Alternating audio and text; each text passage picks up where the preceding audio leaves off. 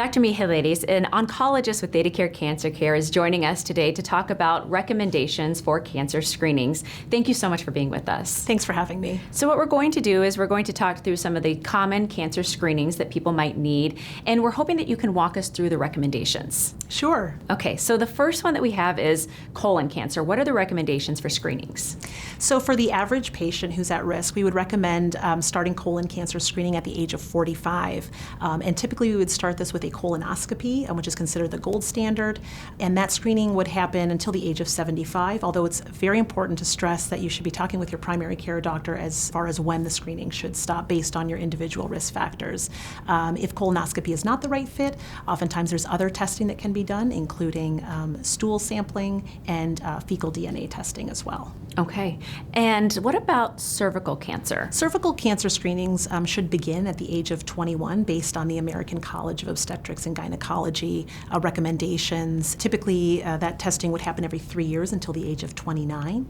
And then from 30 to 65, that testing depends on other risk factors that you might have. So it's really critical to talk with your primary care doctor or your gynecologist about what type of testing would be best for you every 3 to every 5 years. Okay, how about lung cancer? The recommendations for this are between the age of 50 to 80 for patients that have specific risk factors, including a 20-pack year history of smoking, for patients who are either smoking now or have stopped within the last 15 years. And that's important because some patients might think, well, I stopped smoking 5 years ago, I don't need to have this testing, but you may still meet the criteria for that testing. So really important to talk with your primary care doctor about your risks. How about for women and mammograms and breast cancer? What are the recommendations there? One of the important things to remember for breast cancer screening is you should really talk with your primary care doctor about your individualized risks. Some women should start a little bit earlier than the average woman, but we say the average woman should start at the age of 40 with a baseline mammogram and then continue annually.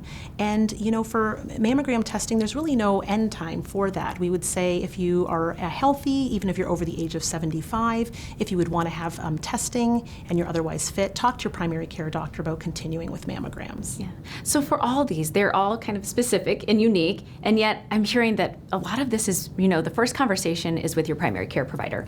Absolutely. Really, cancer screenings are individualized, so you have to talk with your physician about what would be the best type of test for you, how frequently should that testing be done for you, and when should that testing stop. And it's not going to be the same for everybody. Right. These are great points that you're making. We really appreciate it. So to continue our conversation about screenings, we developed a Family Feud-inspired game.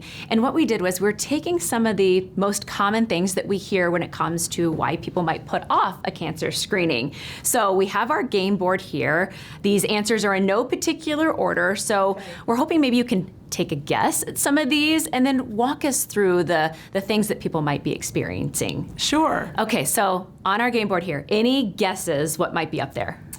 Well, I know a common reason that I hear from patients is I'm too busy. Too busy is on the list. So what do you hear from people and how do you address that with them? Right. So oftentimes life can seem overwhelming. There's a lot of, competing issues in life. But I always say for cancer screenings, it really doesn't take that long. Oftentimes it's once a year. So just get that scheduled in advance. Just say, every May I'm going to go for my testing and have that done. And, you can always find a way to fit it into your schedule. Absolutely. Other guesses for what's on our list? I would think maybe patients are afraid of what the test might show.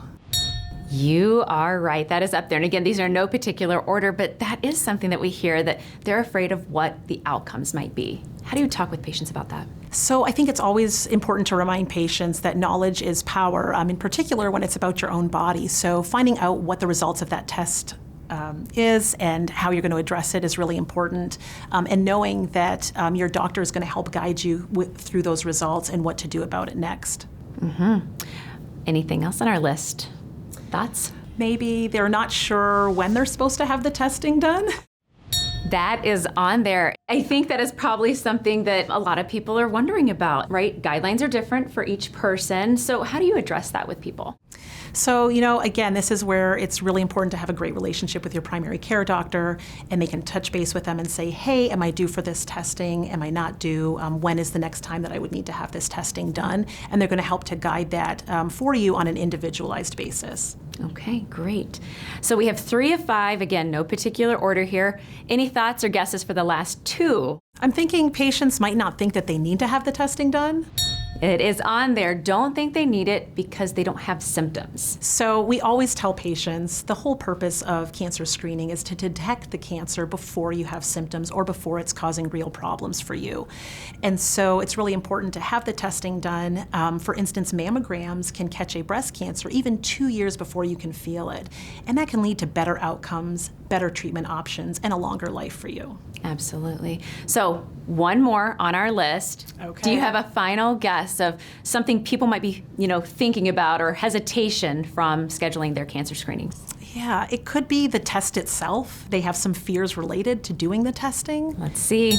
Okay, that is up there. That is the last one on the list. Anxiety about the test itself. How do you address that with patients? Right. So, we always say, I always tell my breast cancer patients, when you're going for that mammogram, letting the technologist know, the technician, that, hey, I'm concerned, I'm afraid this might hurt me, or I've never done this before, can you guide me through it? We have wonderful staff here at ThedaCare that are very compassionate and are going to help to make the experience enjoyable and easy for you. Mm-hmm. And I think we also hear that too for colonoscopies. People might be, worried about the prep. Yes, no one enjoys having a colonoscopy and, more importantly, the prep that goes along with it. But there's been some changes to that. So you can talk with your doctor about, do I have to drink the liquid? Are there pills that I should be taking? Let them know your concerns and what the best option is for you, and they're going to help guide you.